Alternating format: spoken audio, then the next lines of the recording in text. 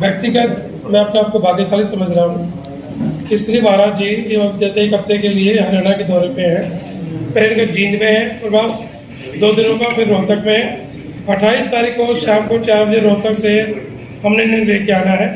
तो मेरा परम सौभाग्य है कि 2 दिन महाराज जी मेरे घर पे 1325 नंबर सेक्टर हुड्डा 12 MGR के सामने निवास उनका रहेगा, जो मेरे परिवार के लिए बहुत भाग्यशाली है हम लोग, जो हमें इसका मौका मिल रहा है। ऐसे संत का आना शहर में अपने आप में शहर का भाग्य कह सकते हैं, यहाँ के लोगों का धार्मिक प्रभाव कह सकते हैं कि 19 साल के बाद ऐसे संत हमारे यहाँ आ रहे हैं। ऐसे इस समय पे हम जबकि आज पूरे हिंदुस्तान में आप देख रहे हैं कहीं भी शांति नहीं है, लोग हापाधापी सी मची हुई है। ऐसे वक्त में अगर ऐसे संतों के साथ में बैठते हैं, उनके विचारों को सुनते हैं, तो अपने आप को एक शांति मिलती है। मैं सभी से शहरवासियों से ये निवेदन करना चाहता हूँ, 29 तारीख को शाम को 5 से 8 बजे के बीच में श्याम बाग में जरूर आए, अपने दोस्तों के साथ, रिश्तेदारों के साथ सबके लेके आए और महाराज जी के दर्शन करें, उनके विचारों को सुने। इनके सुनने मात्र से ही, जैसे बाबा जी ने बताया, ऐसे संतों का हम लोग तो तीर्थ पर नहीं जा पाते। आजकल 2-3 सालों में वैसे आपने देखा यात्राएं काफ़ी बंद हो गई, लेकिन ऐसे संतों का अगर हम आशीर्वाद लेने के दर्शन कर लें तभी हमें काफ़ी मतलब कह सकते हैं जिंदगी में आपके चेंज आ जाता है। तो मेरा आप मीडिया वाले भाइयों से प्रार्थना है कि इसकी जितनी ज़्यादा आप लोग प्रचार करें, लोग इनको आए, इनको समझें और अपने जीवन में इनको अनुसरण करें। आज का इस मीटिंग का बुलाने का 29 तारीख को मॉर्निंग में एक क्वेश्चन एंड सेशन होगा 11 से 1 बजे तक। वो अपने घर पे है, मैं दोबारा बताना चाह रहा हूँ, 1325 सेक्टर 12 MGR के सामने शाम को 5 से 8 बजे तक। फिर दोबारा यहाँ पे श्याम बाग में सम्मेलन धर्म सभा है, जिसमें हजारों की संख्या में लोग आएंगे। और जो लोग दीक्षा लेना चाहते हैं वो 30 तारीख को प्रातः फिर 11 बजे आ सकते हैं घर पे। और क्योंकि दोपहर के बाद जो शाम को ट्रेन जाती है वृंदावन, महाराज जी उसमें 30 तारीख को शाम को यहाँ से प्रस्थान कर जाएंगे। श्री कौन सी पीठ से आ रहे हैं? जगन्नाथपुरी से। जगन्नाथपुरी गोवर्धन मठ। जो उपदेश है वो कितने अच्छे होंगे मानव समाज के कल्याण के लिए, ऐसे संतों का आना सौभाग्य। सर, एक तरफ आप इंजीनियरिंग कॉलेज चलाते हैं, दूसरी ओर की चमत्कारों की बात करें कि 5 बार सांप ने डसा हमारे, तो आप इन चीजों को कैसे जस्टिफाई करेंगे? देखिए, ये जो हम कहते हैं भगवान है, आपने किसी ने भगवान को नहीं देखा, हम मान जानते हैं, उसके बाद में भगवान को मानते हैं। मूर्ति का आगे हाथ से झुकाते हैं। तो ये जो तपस्या ऐसे नहीं, उन्होंने जीवन में बलिदान दिया होता है। अभी आपने तभी जगह पहुंचते हैं। ये आपने कहा ये भगवान है, अजय ये भगवान है, भगवान का रूप होते हैं। संत जो होते हैं भगवान से कम नहीं होते, भगवान का रूप होते हैं, भगवान से कम भी नहीं होते। फिर इन्होंने जो है प्रण ले रखा कि यहाँ से जो है गौ हत्या बंद जब तक नहीं होती, तो क्या इन भगवान की जो इतनी भी नहीं चलती कि ये जितने भी कत्ल खाने हैं, जितने भी बड़े बड़े भाजपा वालों के जो है गौ कत्ल खाने हैं, जहाँ से जो है अरबों रुपए का मांस सप्लाई किया जाता है, क्या उनको बंद नहीं करा सकता ये? सर, किसी सिस्टम को बंद कराना किसी बस का नहीं होता। इतनी भी नहीं, शंकराचार्य जी की इतनी भी नहीं चलती क्या? आचार्य जी की क्या चलती है, मैं ये सवाल नहीं करना चाहता। जो धर्म के लोग, उनका काम प्रचार करना, जो जिस चीज में क्षेत्र में रहते हैं उनका काम प्रचार करना है। मैं बच्चे पढ़ाता हूँ, सारे बच्चों को नौकरी नहीं मिलती, सब बच्चे पास नहीं होते, हम सबको एक जैसे पढ़ाते हैं। उसका कितना प्रभाव पड़ता है सरकारों पे, ये निर्णय लेना सरकार का। अच्छी बात कहना संतों की वाणी है, उनको सरकार कितना अमल करती है नहीं करती है, ये सरकार का अपना विवेक है। एक ये अभी आपने कहा इनको मारने की बार बार कोशिश की, तो ऐसी कोशिशें क्यों होती है जबकि वो संत महात्मा, उनका तो किसी से लेना देना? क्योंकि एक जो पूरी के जो कहना है, जो भी धर्म का प्रचार करते हैं उसका कोई ना कोई विरोधी तो होता है। जैसे भगवान श्री कृष्ण का जन्म हुआ था, उनको भी मारने के लिए कोशिश की गई थी, वो भी साक्षात भगवान थे। उन्होंने भी अपने धरती पर आके मर्यादा में रह के सब काम किया था। इनके पास पावर है, ये इनका क्वेश्चन था कि ये खुद भगवान होके ये कर नहीं सकते, लेकिन भगवान का भी एक मर्यादा है। धरती में भूमि पर रहने के लिए, भूलोक में रहने के लिए एक मर्यादा होती है। भगवान श्री राम के बारे में बोलने लग जाते हैं कि वो श्री राम थे, वो सीता को क्यों नहीं ढूंढ रहे, लेकिन मर्यादा में रहते हुए उन्होंने वानर सेना का प्रयोग किया। ये वो अकेले भी जा सकते थे, लेकिन वो भगवान है, तो उसमें तो लिखा हुआ है बड़े बड़े ग्रंथों में कि अब भगवान आएंगे कल की देव आएंगे, तो ये कैसे भगवान आगे बीच में कलयुग में? ये भगवान के अंशावतार है।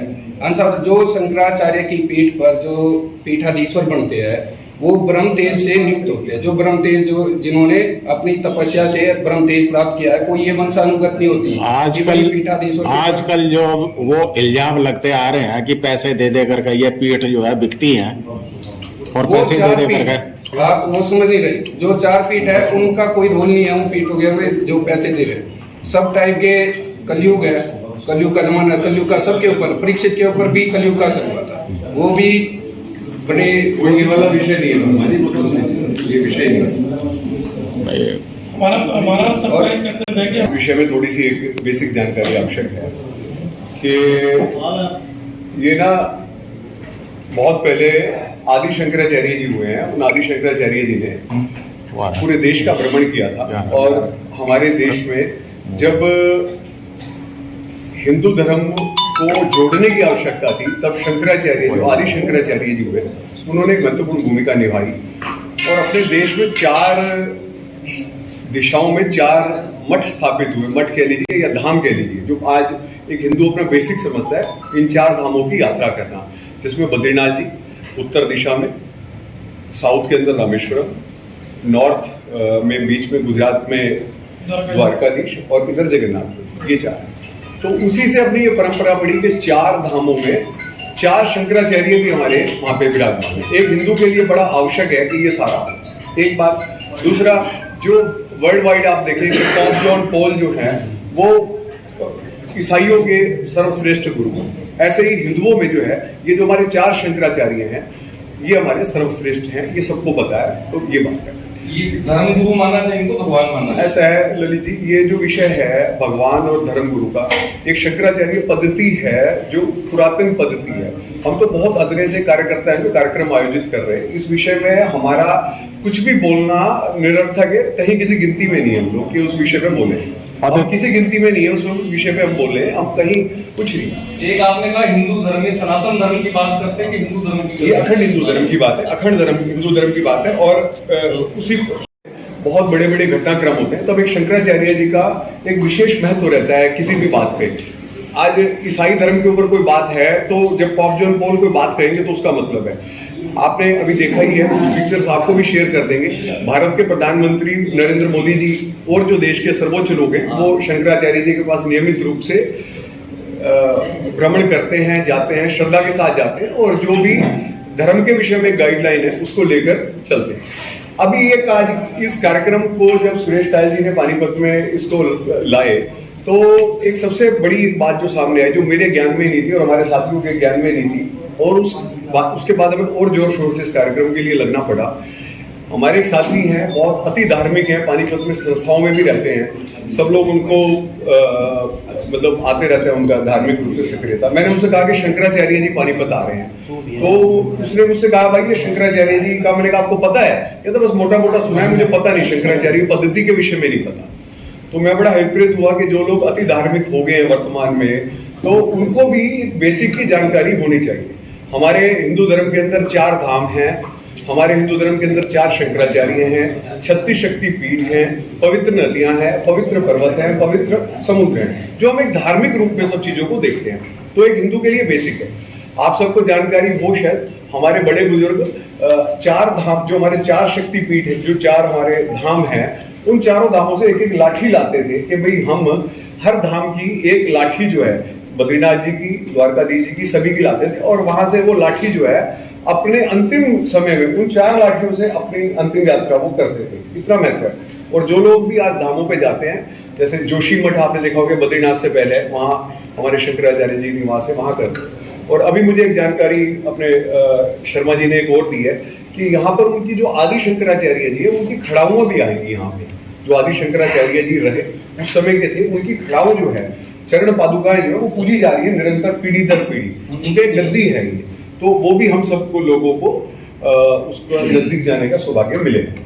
जो अवतार की बात कर रहे हैं जी, जो आदि शंकराचार्य थे ना, वो शंकर जी के अवतार थे, वो शिव जी के आंशिक अवतार थे। आदि शंकराचार्य जिन्होंने ये 4 पीठ बनाई थी हिंदू धर्म की रक्षा के लिए। वो अवतरणित थे आज्ञा के, ये इनके सक्सेसर है इनके। मैं एक बात और शेयर करना चाहूंगा। और ये जो शंकराचार्य जी हैं, ये 1990 में शंकराचार्य बने हैं, और करपात्रे जी महाराज थे, आपने सबने सुना होगा, उनके शिष्य हैं करपात्रे जी महाराज। करपात्रे ने कृपा पात्रे जी महाराज। हाँ जी, करपात्रे जी महाराज के शिष्य हैं। मैंने मैं अभी पिछले दिनों वैष्णो देवी गया, तो वहाँ जो वैष्णो देवी के मुख्य संत थे, मैंने उनसे आग्रह किया कि भाई कोई ऐसी बात बताओ जिससे हम घर में भी माँ का अर्चन पूजन अच्छे से कर सकें। तो उन्होंने कहा कि आप कनक धारा स्तोत्र करें। अब मैंने वो कनक धारा स्तोत्र बाजार से गीता प्रेस गोरखपुर का था, वो खरीदा। तो जब करने लगा, उसकी भूमिका में साफ साफ लिखा था कि आदि शंकराचार्य जी को किसी ने ये कहा कि धन वर्षा करके दिखाओ, वो स्वर्ण। तो उस समय कनक धारा स्तोत्र कहते हैं, शंकराचार्य जी ने कनक धारा स्तोत्र का पाठ करके और सोने की वर्षा उस समय की जो है। तो ये एक मतलब हम तो इसको एक इतिहास की कहानियों की तरह बता रहे हैं और लोगों को इससे जोड़ रहे हैं। जो मूलतः है वो इतिहास है, उसके लिखे पन्ने हैं और वही रिवाइजेशन है।